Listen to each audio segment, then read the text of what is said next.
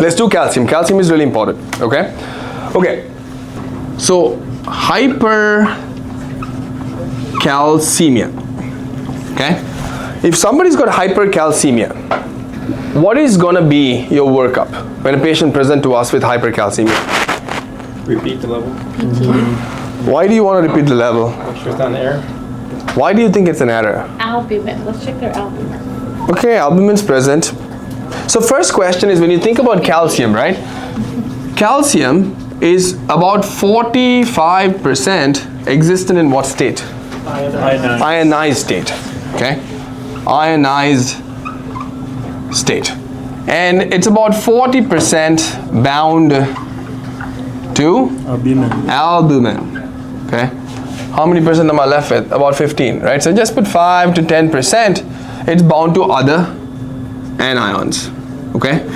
That's how calcium typically exists, okay? Like phosphate or some other anion. But most of the calcium is bound to albumin. Another good percentage of it is going to be free ionized form. Which form is actually active? The ionized form is actually what is active. That's what actually produces all the symptoms, right? So because albumin is so important, because it's bound to it, if your albumin level goes down or up, it's going to change the amount of free ionized calcium that's actually going to be present, right? So whenever you have a hypercalcemia situation, you do want to check for albumin. How do you correct your calcium for albumin? 2+ if it's low. If you have a decrease, you go up on calcium. If you have an increase, you go down on calcium. But by how much? 1. Huh? 2.5? 1. When do you go by 2.5? What is that with albumin? Anion gap. That is the anion gap. The anion gap changes by 2.5 with every change in albumin. If your albumin is normally 4, and say this is 3, and this is 2, and this is 5, then every 1 point change, your calcium has to change by 0.8. Okay, it's 0.8 is how much your calcium will have to change by. So always you have to correct your calcium for the albumin. Okay, say you correct it, do whatever you want, and you still have a hypercalcemia situation, right? When you have a hypercalcemia situation, you want to work those patients up, right? So question is, what are the tests we are going to do in those patients? So what is one of the most important tests you have to order? PTH, because PTH is what's basically going to control calcium, right? PTH, where does it come from? The thyroid gland. Comes from the parathyroid glands. That's where PTH is going to come from, right? And what is PTH's duty? Calcium. Its job is to Go to the kidneys and Maintain calcium levels. Vitamins. so yeah, bones, gut, and Dips. kidneys. Excretes the phosphorus. Increases resorption of the bones. So it increases reabsorption of calcium in the kidney and loses phosphate. Okay? Got it? Yeah. Apart from that, it also is going to go to your bone and it's going to stimulate what? Osteoclasts, and it's going to increase calcium. Right? Okay. So you see, PTH is one of the main controllers of calcium, right? Now when you have elevated PTH, what are the 3 types of elevated PTH we can have? Primary, Secondary, and tertiary. So when it's primary, it's because you got a parathyroid adenoma or a cancer there that's actually producing too much calcium, right? So primary is when you have a problem within your parathyroid gland. Okay. What about secondary? Pituitary. Secondary is because when you have a problem with your kidneys.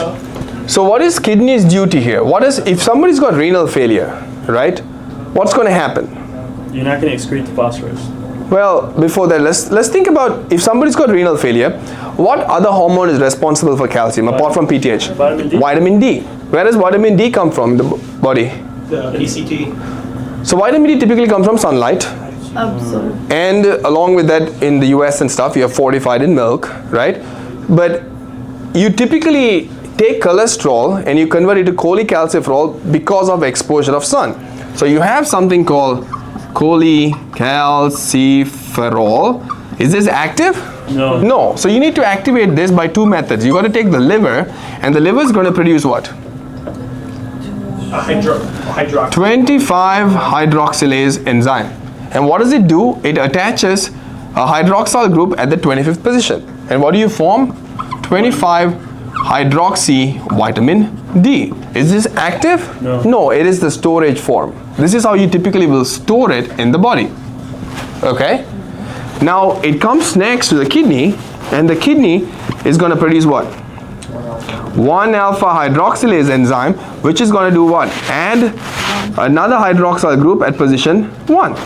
And now you have 1,25 dihydroxy vitamin D, and this is going to be your active vitamin D that actually is going to do the job. What does vitamin D do?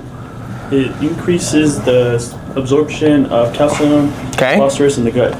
Okay, so this is the gut here. It's going to reabsorb calcium and phosphate. What about in the bone? Increases reabsorption. It breaks down the bone and releases calcium, but mainly it's going to increase reabsorption of calcium and phosphate in your gut as well as in your kidney, right? So imagine if somebody's got renal failure. You do not have 1-alpha hydroxylase enzyme. If you don't have 1-alpha hydroxylase enzyme, your vitamin D level will be low. If your vitamin D level is actually low, you would end up getting hypocalcemia first. So if somebody's got renal problems, you'll actually have hypocalcemia first. What is that going to stimulate? PTH to be released. And if PTH is now being released because of renal failure, that makes it secondary hyperpara. Got it? Secondary hyperpara. Got it? So that's secondary. So what is tertiary? Sometimes if you stimulate something too much, it learns to autonomously keep producing it. Okay? So after a certain point, if it autonomously becomes active and start producing it, that becomes tertiary. So after secondary, once you keep stimulating the parathyroid gland, it becomes autonomous and keeps producing more.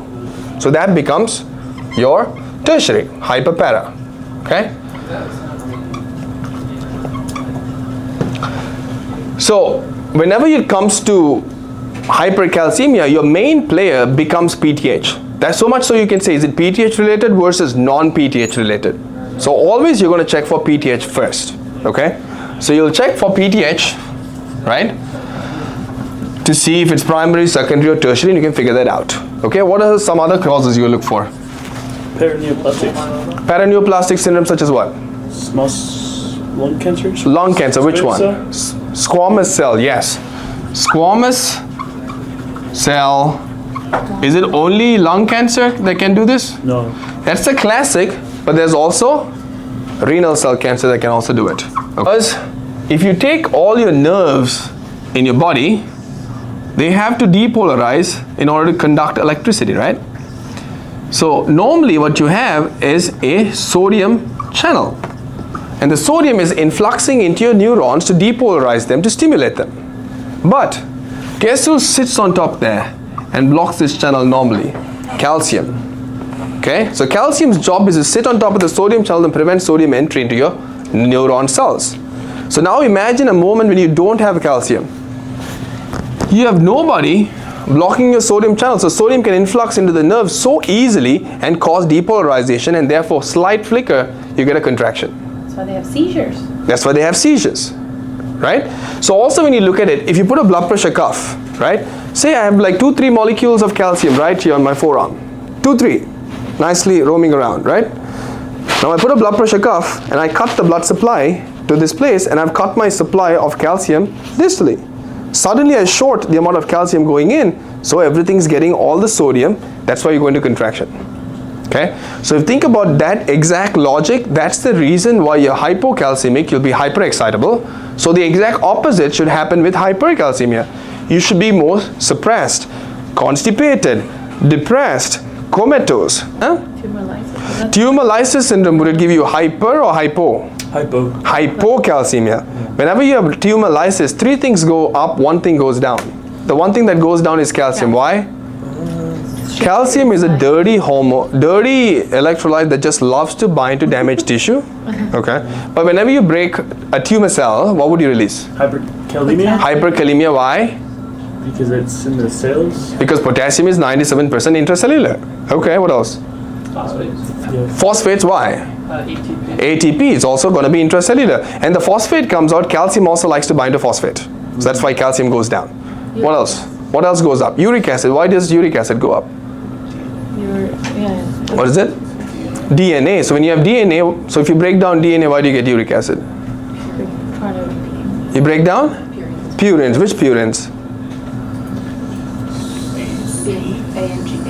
Adenine and guanine, pure as gold. And then, what are the pyrimidines? Cut the pie. Cytosine, uracil, and thymidine, right? So when you break down your purines and pyrimidines, eventually going to get metabolized to produce uric acid, right? So therefore, you will actually have hyperuricemia, hyperkalemia, hyperphosphatemia, but low calcium. So that's not the cause. What is the one cause we're missing in this patient with hypercalcemia? Huh? Okay, let's go to acidosis since you mentioned it. What happens to calcium with acidosis? Okay. What else? But that wasn't the cause we're looking for. If you all feel like this is already very complete for hypercalcemia workup, it probably is, but still not complete. Are we talking about like the kidney failures, or does that go with PTH? That goes with PTH. Could you have a thyroid problem that can cause it? Could you have number 11 as hyperthyroid cause hypercalcemia?